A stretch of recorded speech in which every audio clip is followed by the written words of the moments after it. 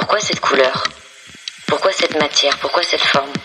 Bienvenue sur Studio Visite, le podcast d'art contemporain à destination des amateurs, collectionneurs et curieux de ce monde. C'est la première fois où je me retrouve incapable de prendre des photos. Chaque épisode, je rencontre un artiste pour décrypter et comprendre son art, sa démarche et son engagement. Un univers à parcourir ensemble pour atteindre l'essence même de leur créativité. Déjà, c'est dur pour moi de dire je suis artiste peintre. Que veut dire l'artiste? Je suis Lorraine, amatrice de curiosité et passionnée d'art. Je vous emmène avec moi visiter les studios de mes invités et découvrir ces personnalités sensibles en prise d'une mission, celle de traduire notre monde et de nous transmettre leur compréhension de celui-ci. Est-ce que comme moi, vous vous posez ces questions parfois? C'est rare que je dise que mes toiles sont terminées. Studio Visite est un lieu d'expression et de partage pour vous faire découvrir l'art contemporain et vous ouvrir les portes de ce milieu passionnant, mais parfois déroutant. Allez, c'est parti pour Studio Visite. Bonjour à tous, bienvenue pour le premier épisode de l'année 2022. Je vous souhaite une très belle année à tous, remplie de bonheur, d'amour, mais surtout de découvertes artistiques. Pour commencer l'année en beauté, j'ai le plaisir de vous emmener dans l'univers abstrait et coloré de l'artiste plasticienne Keren Schwartz. C'est amusant, avec Keren nous avons un parcours de vie assez similaire. Pour m'épanouir au cœur du milieu de l'art, j'ai choisi de prendre le micro. Elle a privilégié les pinceaux. C'était un jour férié, nous avions rendez-vous dans son appartement qui lui sert aussi de showroom, au sein du quartier du Marais. Au cœur de cet arrondissement vivant, l'un de mes préférés, j'admirais sur le chemin les terrasses animées et les décors lumineux des périodes de Noël. Quelques étages montés plus tard, Keren m'accueille, le visage souriant et le ventre arrondi. Femme brune, au regard chaleureux et pétillant, Keren m'ouvre les portes d'un appartement décoré avec goût, haut de plafond, à la vue imprenable sur les toits parisiens. Keren Schwartz est une artiste autodidacte, au talent incontestable et à l'univers infini. Les œuvres de Keren forment un monde, un concentré d'émotions et de couleurs. Elles sont le miroir d'une sensation, d'une idée, exprimée à travers la projection de peinture et de matière.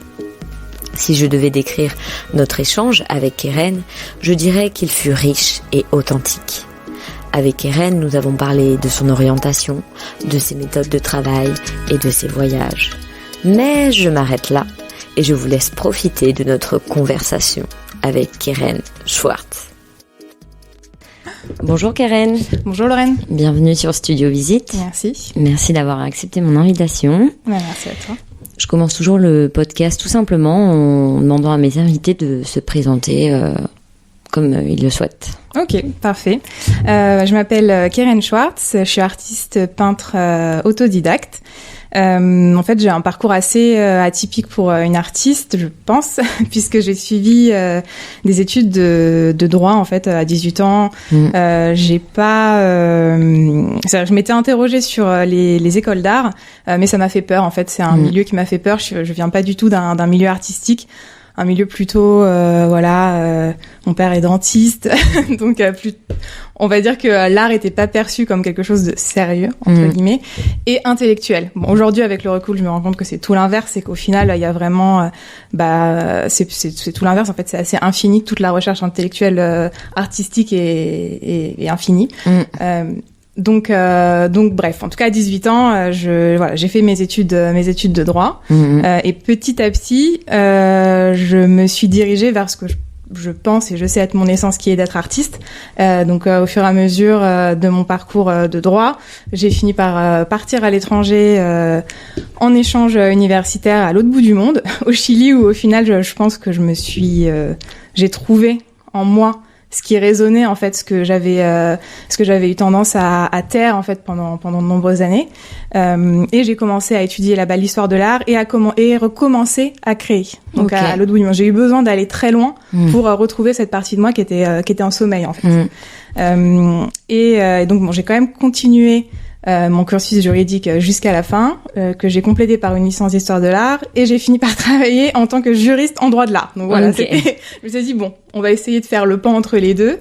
J'ai fait ça quelques années et ça a pas marché. Aujourd'hui, je fais plus du tout ça et je me suis consacrée il y a quelques années totalement à la pratique artistique. Donc voilà, c'est assez récent. C'est vrai qu'au départ, les études d'art plastique et faire de l'art et dire qu'on veut devenir artiste, ça rassure rarement nos parents, surtout quand on vient pas d'un milieu artistique où il y a d'autres artistes dans la famille, etc. Donc on en parlait un peu en off toutes les deux, mais c'est vrai qu'on a un peu des parcours différents et finalement on revient à nos premiers amours qui est l'art, l'histoire de l'art, etc. Mais parfois ça demande un peu des chemins détournés et c'est pas pour se retrouver. Et c'est vrai qu'aller à l'étranger, en fait, ça permet de aussi s'éloigner peut-être des injonctions qui nous entourent. Et de changer un peu nos habitudes. Ouais, absolument. Moi, c'est vrai que j'ai fait plusieurs voyages. Enfin, ça a vraiment toujours rythmé depuis mes 20 ans, on va dire, mon existence. Et à chaque voyage, j'ai eu des déclics à chaque fois. En 2011, donc je suis partie au Chili. C'est là où j'ai recommencer à créer. Ça a été un premier grand déclic pour moi. Après, je suis rentrée en France, j'ai fini mes études, je continue à créer. J'ai toujours créé en fait en parallèle, mais il y a eu des moments assez forts en fait dans cette création. Après, je suis allée en 2014 à Londres et là encore un nouveau déclic où j'ai commencé à montrer ce que je faisais pour la première fois. Et d'ailleurs, il y a un psychologue qui s'appelle Didier Anzieux qui parle du processus créatif et c'est hyper intéressant parce qu'en fait, il décrit donc tout ce processus et la 5e étape, la toute dernière, en fait, après l'inspiration, la création, incorporisation de l'œuvre, c'est de montrer, de se détacher en fait l'œuvre de soi. Et c'est vraiment un passage. Et je pense que pour pas mal d'artistes, c'est assez compliqué comme moment. Enfin, en tout cas, pour moi, ça a été vraiment difficile. Et ça a vraiment été une victoire pour moi de montrer. Parce que pendant très longtemps, la plupart de mes amis savaient même pas que je créais, quoi. C'était vraiment dans l'intime, à l'intérieur de moi, etc. Et ça a vraiment pris du temps pour que je montre. Et donc, et c'était à l'étranger encore une fois. Et à Londres. À Londres, c'est ça. Ouais. Et est-ce que le jour où t'as montré, c'est là où tu t'es sentie artiste ou pas? Est-ce que ça a été un moyen de déclencher et de poser un mot sur ce que t'étais en fait, parce qu'aujourd'hui t'es une artiste? Bah c'est une bonne question. Merci. C'est un vrai cheminement. Je trouve après, je sais pas quand on a suivi un cursus en art, voilà, quand on fait ça à 18 ans ou quand on a vraiment fait une école d'art, de comment est-ce qu'on le ressent. Mais en tant qu'artiste autodidacte, je pense que c'est un cheminement qui est beaucoup plus complexe.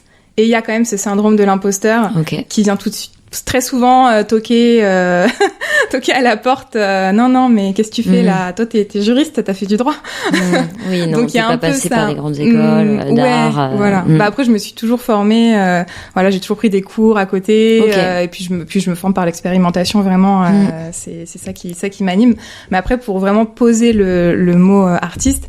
Encore, enfin, jusqu'à très récemment, j'avais du mal à le dire quand je me présentais. Je disais toujours, oui, je suis en reconversion professionnelle. C'est vrai? Ouais. En soirée, on te demandait ce que tu faisais et tu disais... je disais je suis juriste, mais en fait artiste. J'avais du mal, vraiment. C'est assez récent, en fait. Donc, ça a vraiment pris du temps avant que j'arrive à bah voilà, c'est difficile, quoi, de définir parce que c'est... Et puis, c'est un mot aussi un peu sacré. Oui. Enfin, le fait d'être artiste, c'est quand même quelque chose de... Voilà, où il y a un grand imaginaire derrière, je pense. Donc, et aussi une histoire. Donc, absolument. J'imagine que parfois ça donnait, mais c'est le cas aujourd'hui. Ouais. T'es une artiste. Merci.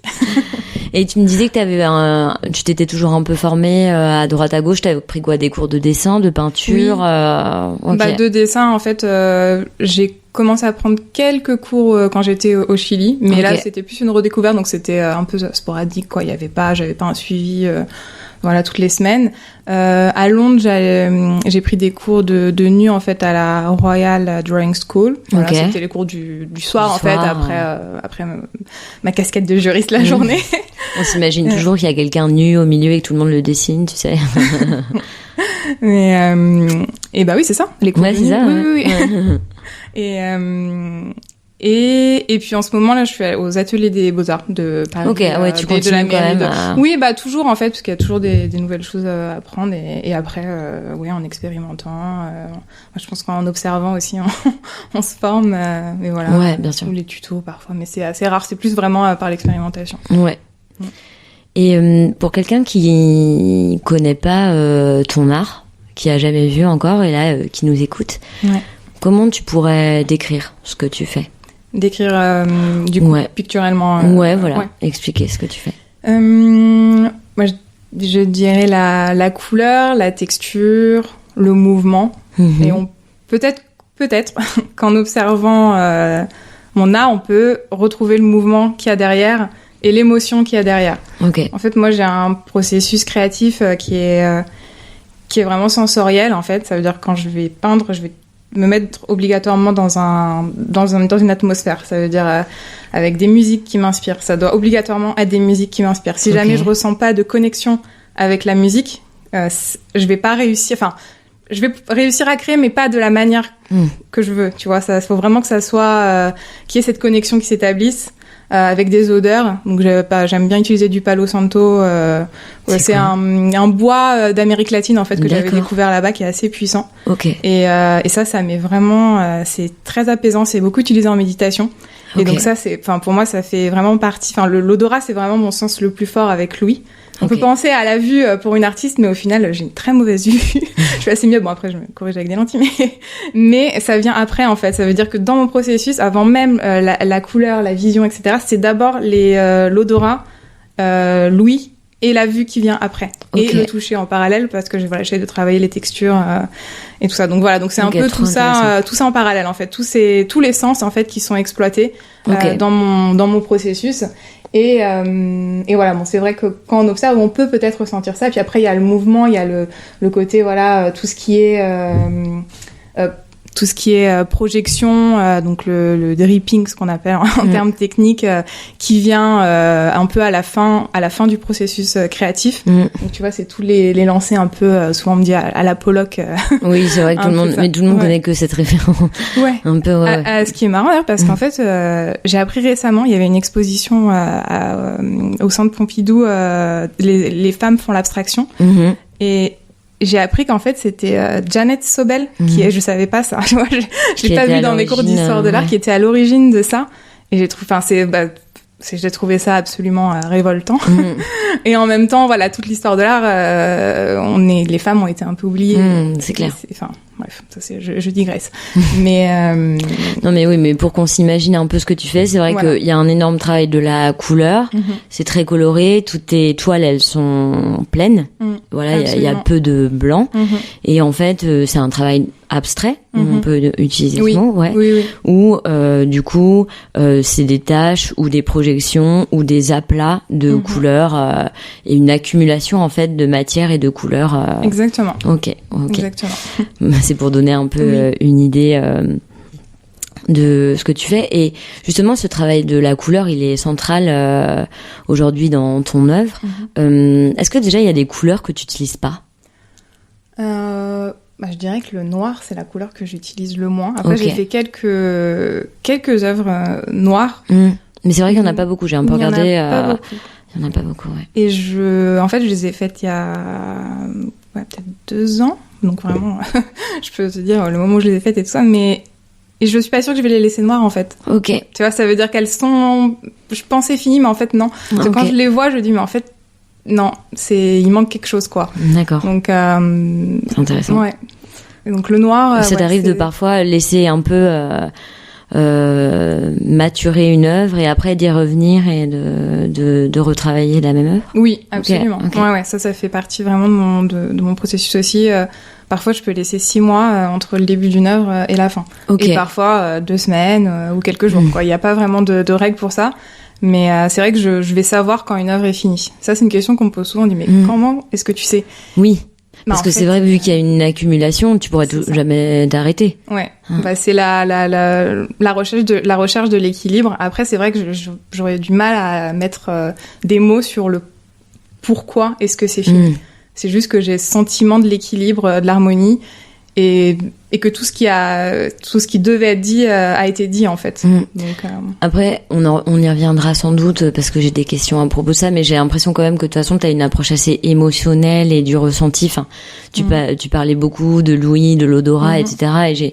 Et même, je pense que, enfin, si j'ai bien compris, t'essayes aussi à travers tes œuvres de traduire peut-être des choses qui sont intangibles et pas forcément plus des sensations, des sentiments.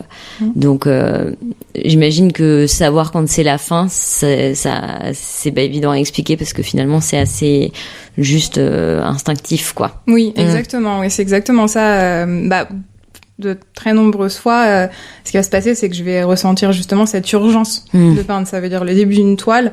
Bon, pas toujours, mais souvent ça va être ça. Ça va être une urgence de sentiments, parfois de souvenirs qui reviennent, de voyages, même parfois des paysages que j'ai vus qui m'ont tellement fascinée que ça revient en flash en fait. Et ou alors juste voilà des images qui viennent ou des émotions et c'est justement par le fait que je puisse pas mettre en mots. Parfois, j'essaye d'écrire et en fait, c'est impossible.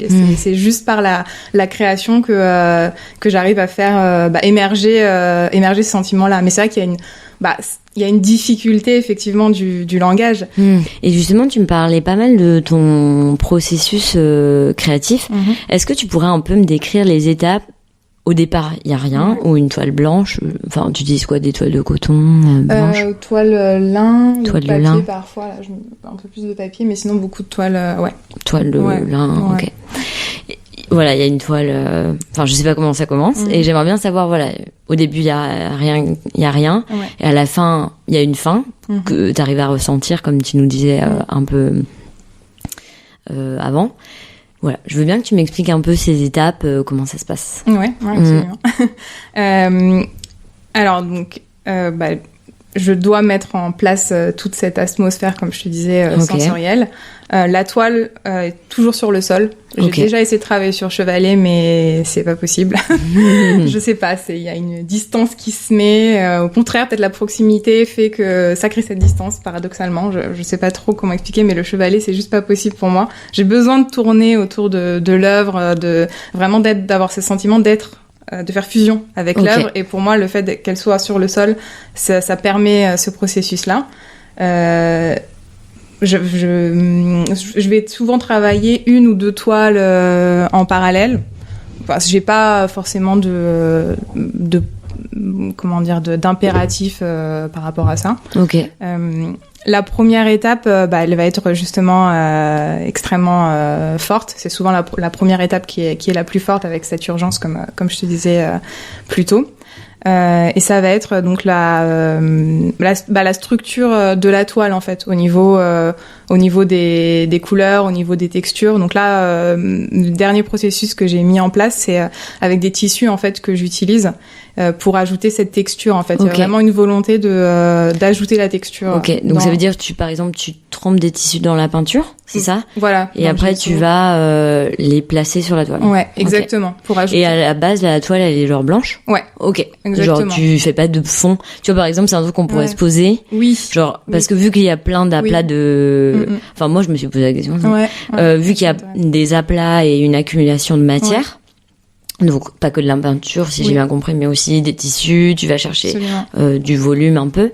On pouvait imaginer, je sais pas, qu'au départ tu fais un fond bleu uni et qu'après peut-être c'est au départ directement tu travailles cette accumulation de matière et de couleur. Exactement, en parallèle. Matière et couleur, ça va être immédiat et effectivement il n'y a pas de fond sur la toile que je mets en place. Sauf parfois j'utilise des papiers colorés, donc il y a le fond qui est prédéfini, mais c'est assez rare en fait. C'est plus la toile blanche. Et cette toile blanche, pour moi c'est un puits de bonheur en fait. Quand je vois cette toile blanche, c'est vraiment l'ouverture d'une aventure en fait. C'est vraiment, je le vois comme ça. C'est blanc, c'est nouveau. Je vais pouvoir faire une nouvelle expérimentation et c'est vraiment voilà, j'aime ça. Il y a pas trop de peur de la comment est-ce qu'on dit, du papier blanc, non, de la page blanche. Merci. De la page blanche. Mais d'ailleurs, juste une question, parce que tu parles de cette urgence de créer, de peindre, qui souvent en fait après t'amène à mettre comment ça s'appelle déjà le bois que tu Palo Santo, la musique, etc. Est-ce que ça t'est arrivé que cette urgence elle n'arrive plus? Eh ben oui, récemment. En fait, donc là je suis enceinte de 7 mois et les 5-6 premiers mois de ma grossesse, j'ai eu un blocage absolu de création.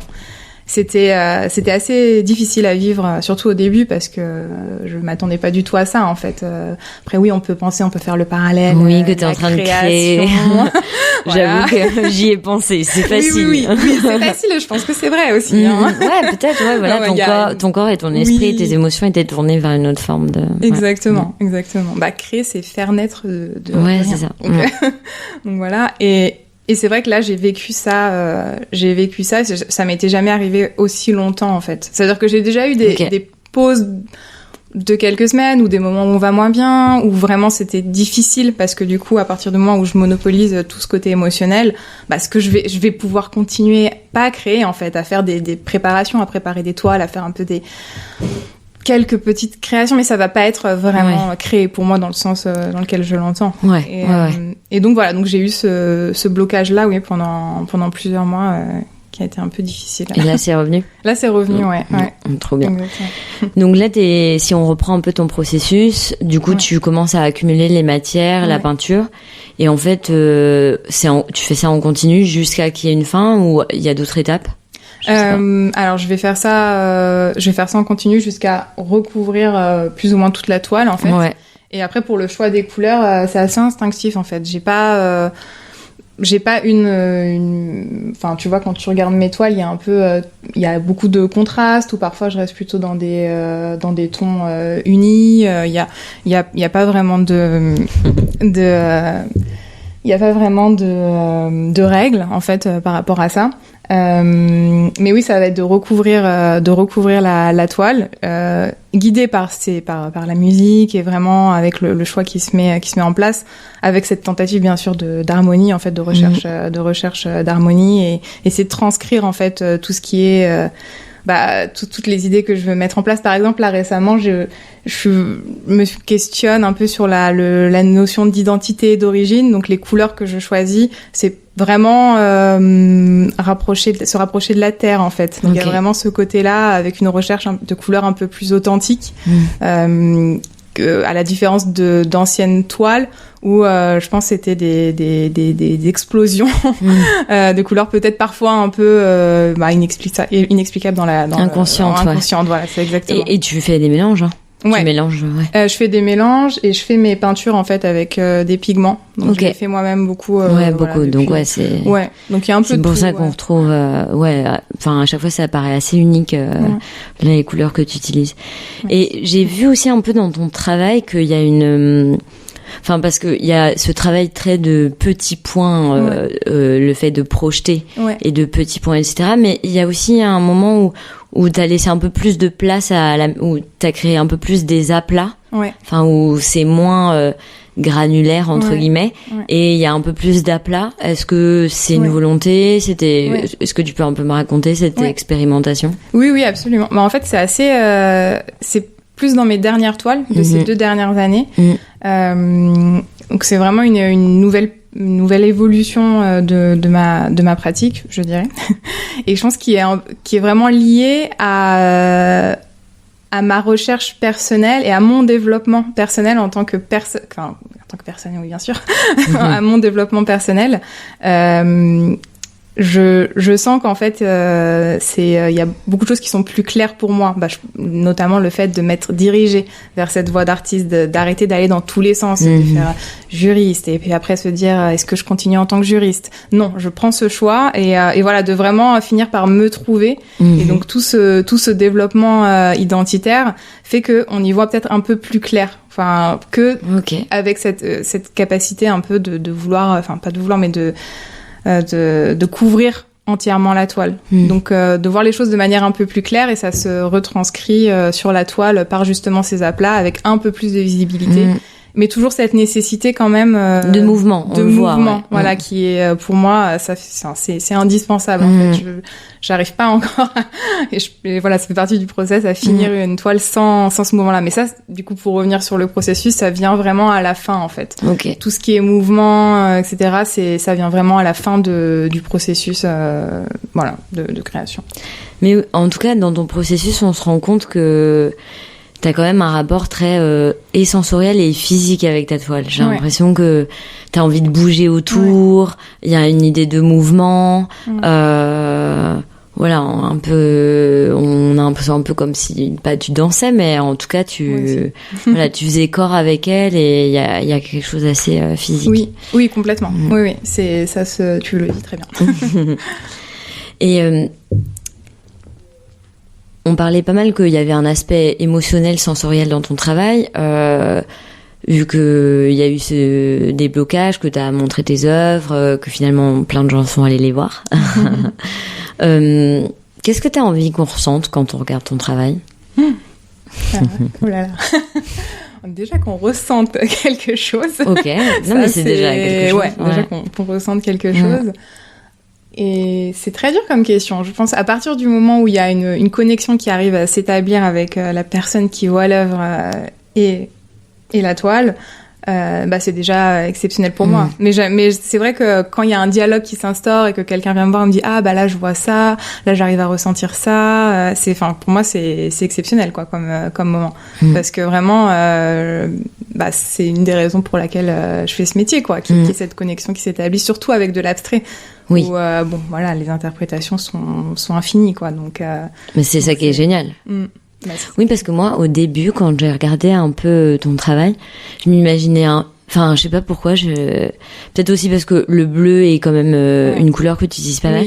Moi, je m'imaginais pas mal dans un paradis aquatique, quoi. Enfin, en tout cas, moi, j'ai un peu été au départ, pas toutes les toiles n'ont pas du bleu, etc. Mais je me suis pas mal plongée dans cet univers-là. Et j'imagine que t'as dû être surprise parfois des retours qu'on te faisait. Moi, j'ai pensé à ça et tout. Mais souvent, très souvent, ce qu'on m'a dit, c'était la gestation, en fait. Ah ouais? Ouais, la gestation. Ok. Et depuis plusieurs années, donc bien avant que je sois dans...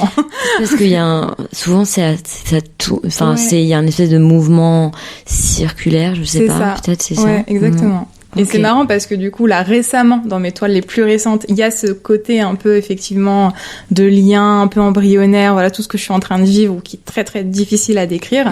Mais dans le passé, c'était pas forcément le cas. Alors, est-ce qu'après, on peut interpréter, dire que c'est une démarche inconsciente? J'en sais rien.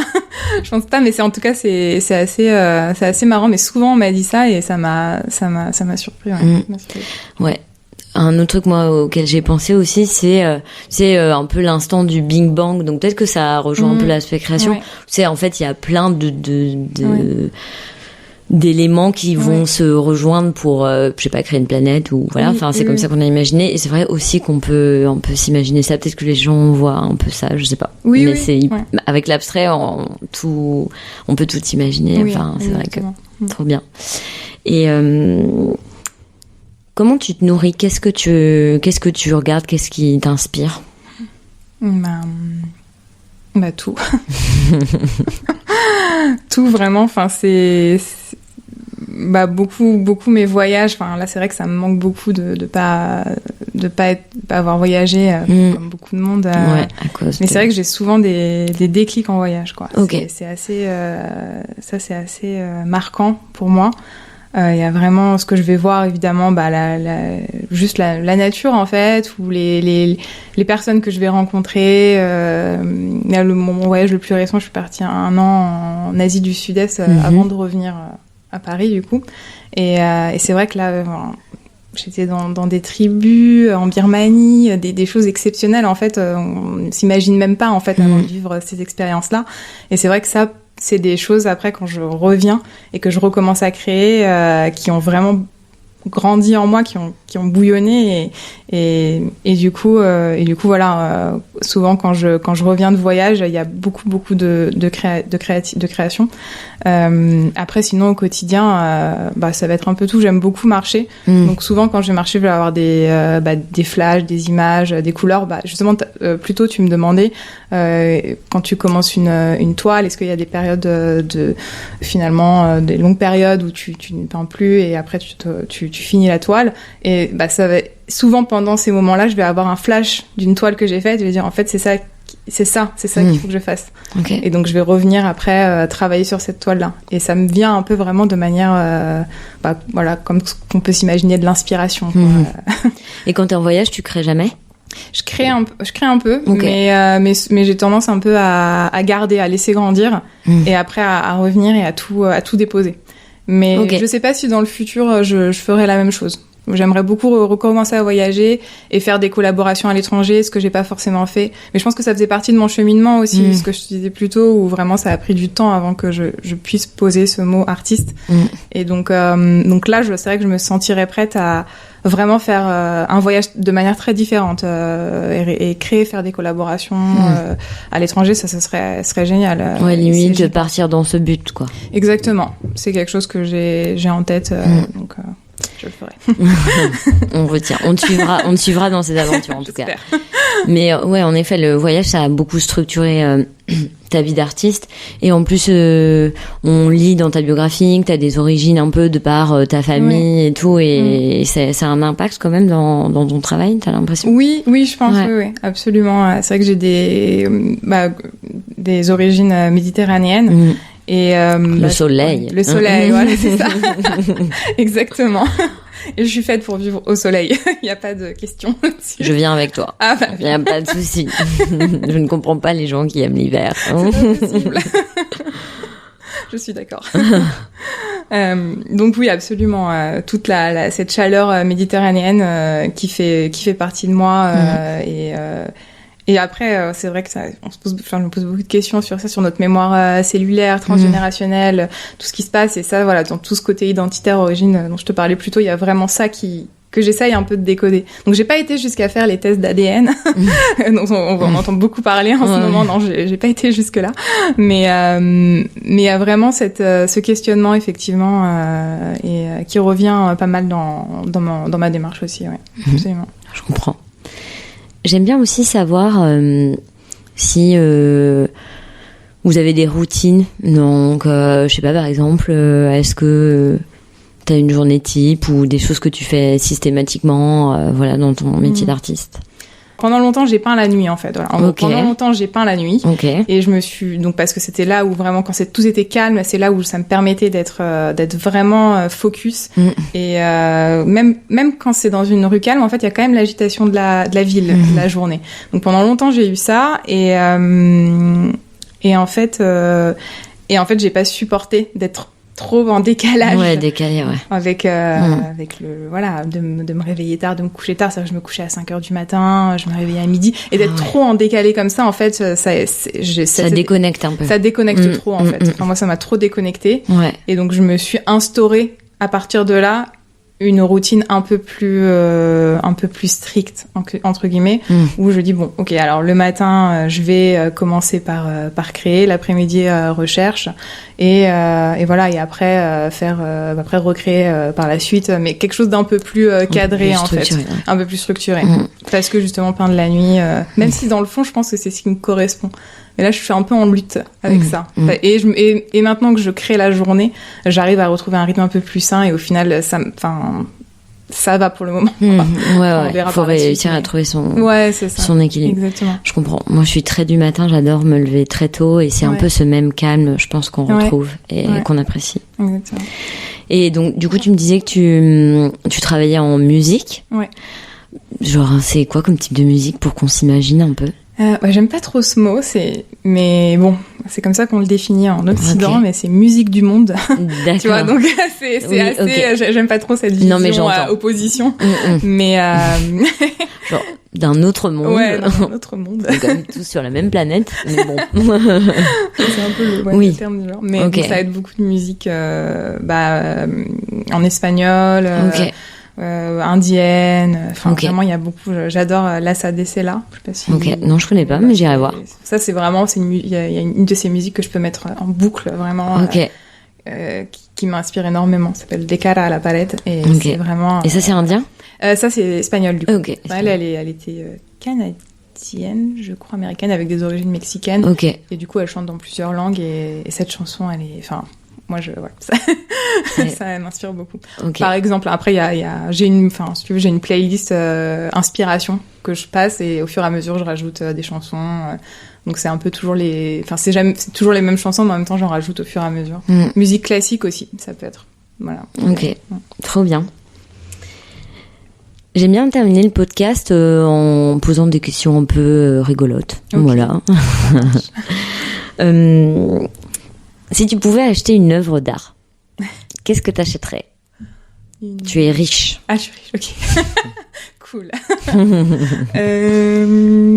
On voit les choses en grand, là, alors, du coup. On voit les choses comme tu veux. T'achètes ce que tu veux, mais t'as pas de limite. Ok. Et ben, je pense que j'irai chercher le plafond de l'Opéra Garnier de Chagall. Ah, pas mal. Ah ouais, toi, quand tu dis les choses en grand...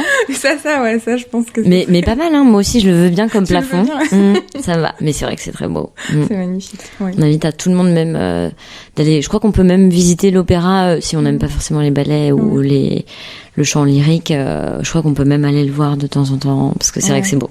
Ouais, c'est très bien. Mais pas mal, ouais. Toi, tu vois les choses en grand. Mais t'as raison, faut avoir de l'ambition. Trop bien. Si tu pouvais dîner avec un artiste de ton choix.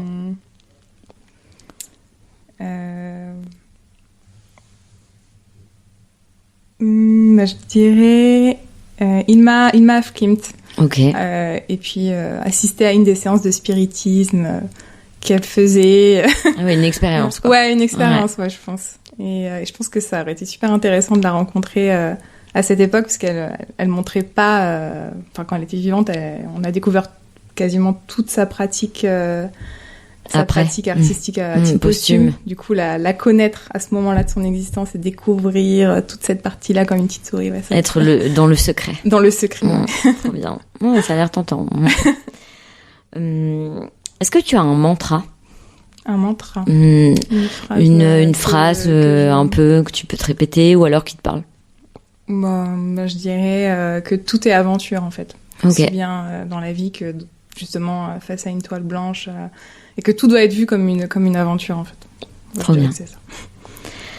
Ce que tu préfères dans ton métier?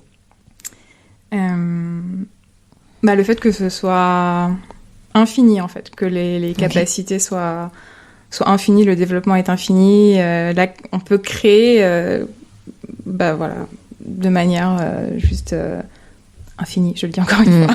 Non mais oui, sans limite. Sans limite. Que t'aies encore plein d'aventures devant toi. Ouais. Exactement. Est-ce que tu aimes le moins? Le côté juridique. Le côté admin, mais ça... ça c'est, je pense, pour beaucoup.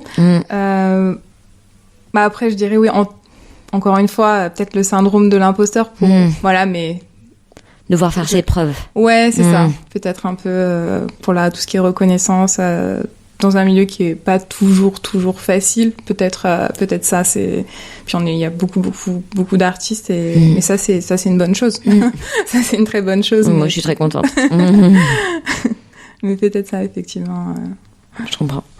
Et si t'étais pas artiste, quel autre métier ou autre activité t'aurait plu dans l'absolu, tu vois? Quand j'étais petite, je voulais être ethnologue. Ok. Donc, peut-être ethnologue, mais... Toujours dans la sensation, quand même. Ouais. Ok. Ça rejoint. Trop bien. Et avant que tu nous quittes, qu'on termine l'épisode, est-ce que t'as des actus ou des choses que tu peux partager? Et après, je veux bien aussi... que tu dises aux auditeurs et auditrices où est-ce qu'on peut te retrouver, peut-être t'écrire, acheter des œuvres, voilà. Ok.